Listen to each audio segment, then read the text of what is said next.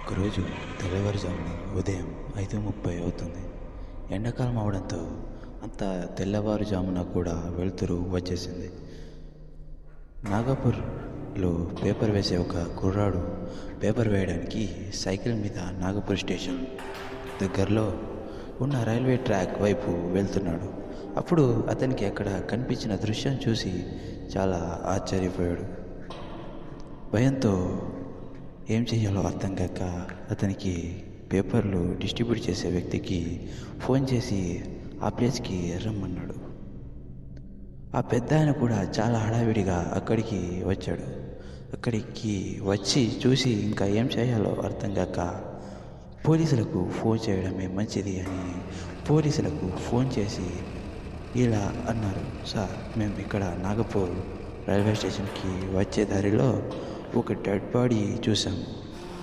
Railway పట్టాల పక్కనే పడేసి ఉంది అని చెప్తాడు.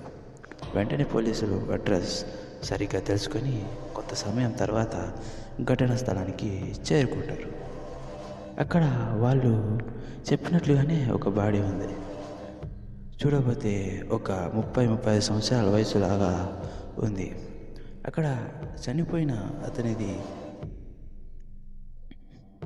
పోలీసులు ఆ బాడీ చుట్టూ ఉన్న ప్లేస్ని సీజ్ చేసి ఆధారాల కోసం చుట్టుపక్కల వెతకడం ప్రారంభిస్తారు.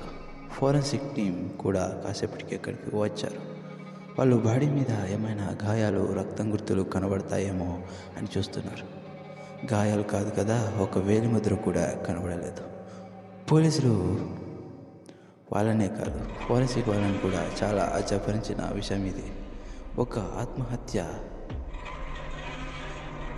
కూడా ఉండవచ్చు అని కొంతమందికి అనిపించింది. ఏది ఏమైనా విచారణ జరిగాకే ఒక నిర్ధారణకి రావాలి అని ఎస్ఐ అందరికీ గట్టిగా చెప్తాడు. అక్కడ ఫార్మాలిటీస్ అన్నీ పూర్తి చేసి అది ఎవరు చేస్తారు అనేది గుర్తించే ప్రక్రియ కూడా మొదలుపెట్టారు. అది ఎవరు అనేది పక్కన పెడితే ఇది హత్య లేదా ఆత్మహత్య అనేది తెలియట్లేదు. ఒకవేళ హత్య అయితే ఎవరు చేశారు అనేది కూడా అర్థం కావట్లేదు. ఎందుకంటే అక్కడ ఒక చిన్న ఆధారం కూడా లేదు. ఆ ప్రాంతం చూస్తే ఏమో అంత రద్దీ ఉన్న ఏరియా కాదు. సీసీ కెమెరాలు కూడా ఉండే అవకాశం లేదు. ఎవరు చేశారో కానీ చాలా పకడ్బందీగా చేస్తారు అనుకొని ఈ న్యూస్ మొదట పోలీసులకు చెప్పిన ఇద్దరిని ప్రాథమిక విచారణ కోసం పిలిపించారు. దీంతో వాళ్ళిద్దరూ భయపడుతూనే పోలీస్ స్టేషన్కి వెళ్ళారు. ఎస్ఐ పేపర్ వేసే కుర్రాడితో, అవును, నీ పేరేంటి అని అడిగాడు. పేపర్ వేసే కుర్రాడు రంజిత్ సార్ అని సమాధానం ఇచ్చాడు. అప్పుడు ఎస్ఐ, రంజిత్, క్లియర్గా చెప్పు, ఇప్పుడు నువ్వు అక్కడ ఏం చూసావు, అసలు అక్కడ ఎందుకు ఉన్నావు అని అడుగుతాడు. దానికి రంజిత్, సార్, నేను రోజు ఈ ఏరియాలో పేపర్ వేస్తుంటాను. రోజులాగే ఈరోజు కూడా సుమారు 5:30 గంటల సమయంలో అటువైపుగా వెళ్తూ ఈ బాడీని చూసి భయమేసి మా డిస్ట్రిబ్యూటర్కి చెప్పాను. ఆయన వచ్చాక ఇద్దరం కలిసి మీకు ఫోన్ చేశాను, అంతే. ఎస్ఐ, ఆ సమయంలో అక్కడ ఎవరైనా అనుమానాస్పదంగా కనిపించారా అని అడుగుతాడు. అప్పుడు రంజిత్, దానికి లేదు సార్, నా చుట్టుపక్కలంతా చూశాను కానీ నాకు ఎవరూ అసలు కనబడలేదు అనే సమాధానం చెప్తాడు. అప్పుడు ఎస్ఐ, ఓకే, థ్యాంక్ యూ, ఎప్పుడైనా అవసరమైతే పిలుస్తాను, అందుబాటులో ఉండు అని అంటాడు. వాళ్ళు వెళ్ళిపోయాక ఒక కానిస్టేబుల్కి వాళ్ళ మీద ఒక కన్ను వేసి ఉంచండి అని చెప్తాడు. ఆ తర్వాత ఇంతలో ఎస్ఐకి అక్కడ ఉన్న సీనియర్ కానిస్టేబుల్ ద్వారా ఒక విషయం తెలిసింది. అది ఏంటంటే, ఒక 2 సంవత్సరాల క్రితం నాగపూర్కి వచ్చే గూడ్స్ ట్రైన్స్ నుంచి స్టేషన్కి రాకముందే దొంగతనాలు చేస్తున్నారని, వాటిని నియంత్రించడం కోసం ఆ దగ్గరలో సీసీ కెమెరాలు ఏర్పాటు చేశారని, ఆ ఏరియా ఈ బాడీకి దొరికిన దగ్గరే వస్తుందని తెలిసింది.